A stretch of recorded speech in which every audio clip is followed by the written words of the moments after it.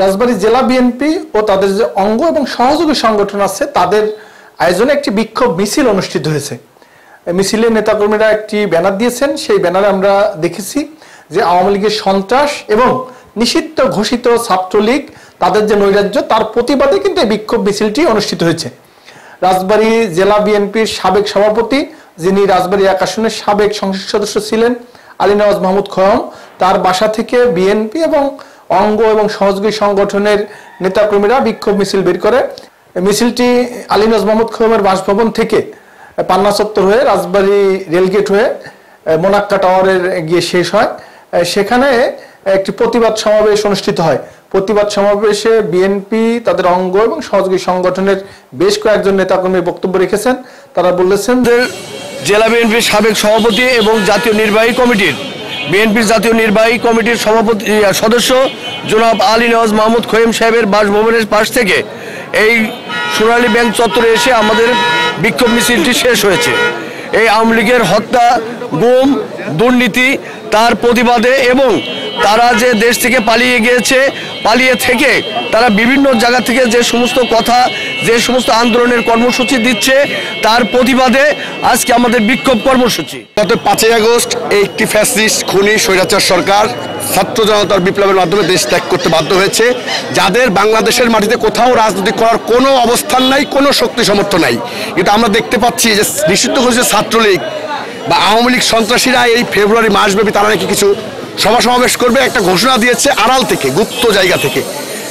আর কিছু কিছু জায়গায় প্রতিমান যে তারা কিছু অতীতের কিছু ভিডিও ছবি তারা প্রকাশ করে তারা বোঝাচ্ছে তারা রাজপথে আছে, কিন্তু আমরা এটা ভিত্তিহীন বানোয়াট মনে করেই আমরা আগাম বার্তা তাদেরকে দিতে চাই যে বাংলাদেশের মাটিতে এবং রাজবাড়ির মাটিতে আওয়ামী লীগ, ছাত্রলীগ, যুবলীগ, সন্ত্রাসী লীগের কোনো রকম কোনো কার্যক্রম করতে দেওয়া হবে না।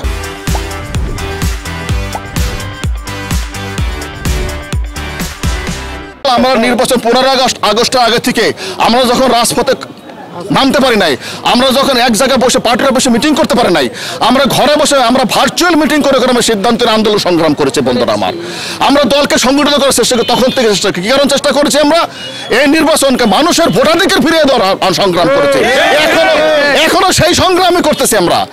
যারা অন্তর্বর্তীকালীন সরকারে যারা আছেন তারা এদেশে একটা নিরপেক্ষ নির্বাচন দিন, এদেশের মানুষ যাতে নির্বাচন করতে পারে, ভোট দিতে পারে, সেই ভোটের মধ্য দিয়ে যাকে নির্বাচিত করবে তারাই নির্বাচিত হবে। আর যদি আমাদেরকে নির্বাচিত করেন আমরা স্যালুট করব, যদি আমাদেরকে নির্বাচিত না করেন আমাদের কোনো কথা থাকবে না। বন্ধুরা আমার, জনগণের ভোটাধিকার নিশ্চিত সংগ্রামের অংশ হিসেবে আজকে সেই প্রসেশন করেছি আমরা। আমাদের নেতাকর্মী, হাজার হাজার নেতাকর্মী অংশগ্রহণ করেছিল এবং আমাদের নেতা আলী নওয়াজ মাহমুদ খোয়ম সাহেবের নির্দেশে আজকে আমাদের এই বিক্ষোভ সমাবেশ হয়েছে। আর আলী নওয়াজ মাহমুদ খোয়ম সাহেব এমনই একজন মানুষ যে সে ডাক দিলেই, একটা ডাক দিলেই লোক হয় 20,000।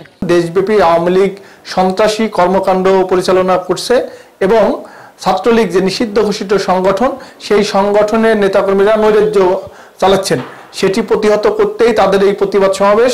তারা বলেছেন যে দীর্ঘ 17 বছর বিএনপির উপর যে নির্মম নির্যাতন করা হয়েছে, সেই নির্যাতনের পৃষ্ঠপোষক হিসেবে আওয়ামী লীগ এবং ছাত্রলীগকে তারা দোষারোপ করেছেন।